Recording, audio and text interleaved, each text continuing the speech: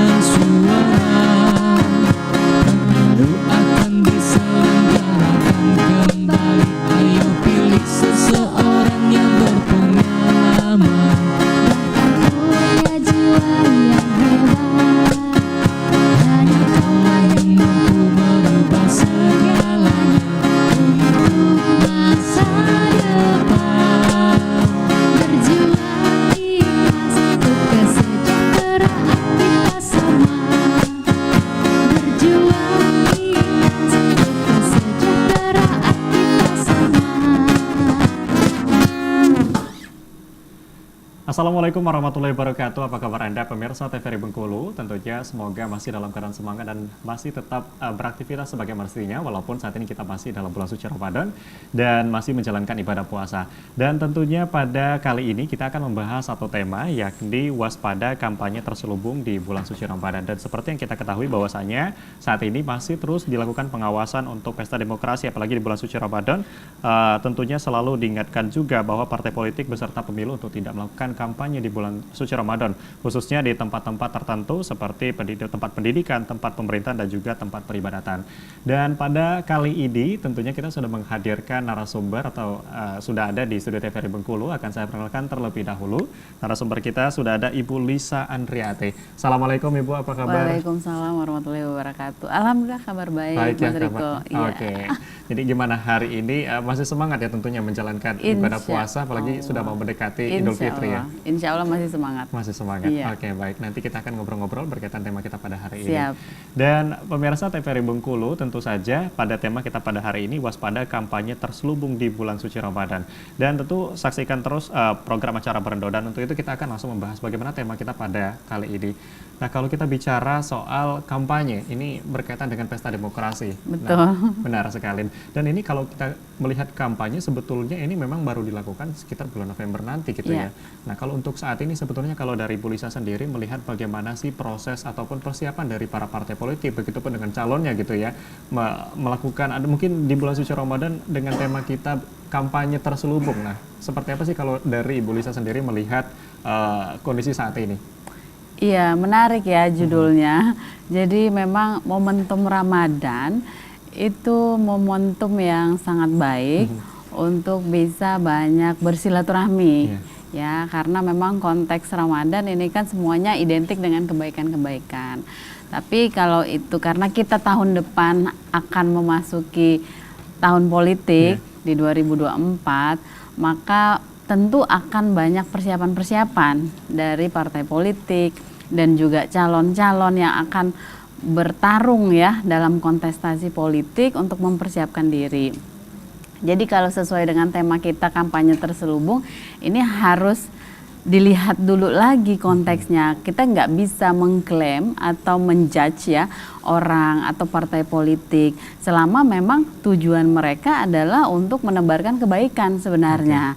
Artinya dalam relasi politik itu kan ada jaringan, ya jaringan ini harus dipelihara.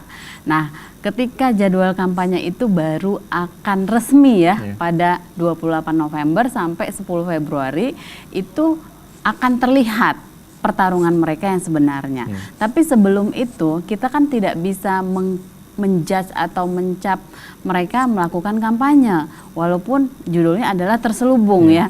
Nah, artinya kita nggak pernah tahu apa niat yang sebenarnya dilakukan oleh partai politik atau orang-orang yang akan bertarung dalam kontestasi politik. Saya pikir kalau konteksnya mereka memperkuat jaringan, bersilaturahmi, memperkenalkan diri, nggak ada masalah selama mereka tidak mengerahkan massa atau membawa atribut-atribut politik dalam aktivitas mereka menemui atau bersilaturahmi kepada orang-orang. Ya, Seperti benar. itu. Mungkin benar disampaikan tadi bahwasanya mungkin pada saat ini memang jadi momen yang tepat juga gitu ya, apalagi di bulan suci Ramadan kita bisa bersilaturahmi gitu, begitu pun dengan para calon nantinya gitu ya. Mereka bersilaturahmi baik itu dengan keluarga, mungkin dengan rekan-rekan mereka. Dan kalau kita melihat saat ini untuk persiapan sebetulnya sudah sampai mana persiapannya? Mengingat kalau kita melihat kampanye gitu tadi akan disampaikan di bulan November gitu ya. Nah, kalau untuk persiapan sendiri, persiapan ya memang saat ini tengah dilakukan, persiapan seperti apa, Bu?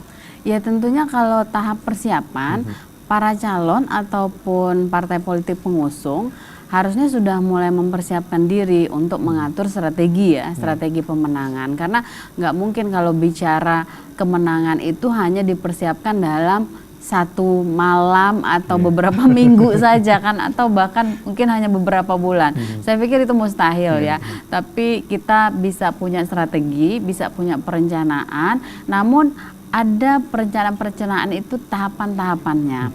Artinya ketika kita harus mengikuti tahapan yang resmi dari KPU, maka itulah yang menjadi kejelasan yang sebenarnya ya, apa yang ingin disajikan oleh para petarung kontestasi politik ini.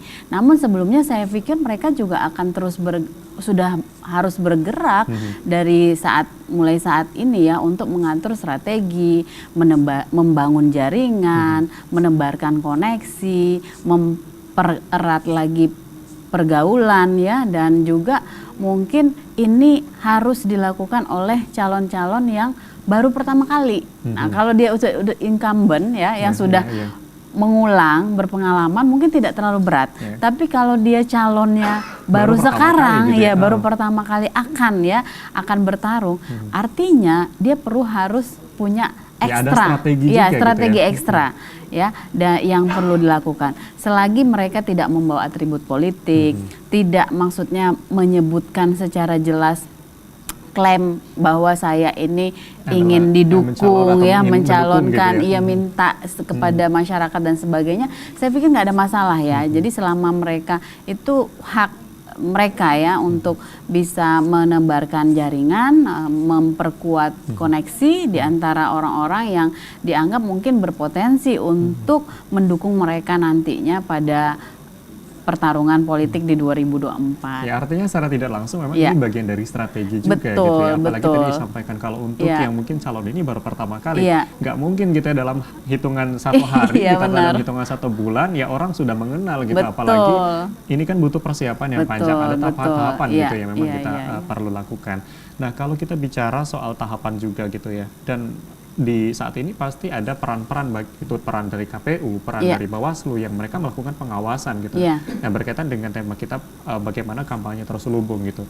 Artinya memang saat ini menjadi momen yang tepat juga untuk mereka bisa bersilaturahmi, tetapi tetap dengan pengawasan. Nah, kalau dari Bu Lisa sendiri melihat apa sih sebetulnya pengawasan memang perlu dilakukan ya, memang apa ya yang saat ini dilakukan oleh Bawaslu dan juga KPU melihat hal ini? Sebenarnya kalau dalam pengawasan ya, saat ini KPU dan Bawaslu belum banyak terlibat turun untuk pengawasan, karena masa pengawasan Panwas untuk pemilu itu belum resmi bergerak. Ya, artinya ada jadwal juga kan yang ditetapkan oleh KPU dan Bawaslu. Nah, saya pikir momentum Ramadan ini sah-sah saja dimanfaatkan oleh para calon untuk tadi ya menemui masyarakat atau berkomunikasi ya, tapi dalam konteks yang tidak menjual politiknya. Ya, itu saja menurut saya ya. Artinya begini, dalam partai politik atau di sosok calon petarung kontestasi politik itu kan punya kapasitas. Masyarakat ini harus mengenali kapasitas mereka. apalagi untuk yang baru. Nah, saya pikir kapasitas mereka ini perlu dijual. Iya. Perlu dipromosikan. Artinya kalau kita bicara soal pengawasan, jadi untuk Bawaslu dan juga KPU memang Iya. belum terlalu gitu untuk pengawasan Iya, gitu ya. dan selagi mereka tidak membawa atribut politik, saya pikir nggak masalah. Oke, tidak masalah. Kuncinya adalah mereka membawa atribut politik, masuk kepada komunitas atau lingkungan tadi yang disebutkan oleh Mas Riko ya, ke tempat peribadatan, kemudian ini kan. Oke, baik. Tidak kampanye, Kita akan ya. jeda sejenak. Iya. Jadi memang berkaitan dengan tema Iya. pada hari ini menarik sekali untuk kita Iya. bahas. Dan pemirsa TVRI Bengkulu, menarik sekali pembahasan kita kali ini. Jangan kemana-mana, kami akan kembali setelah yang satu ini.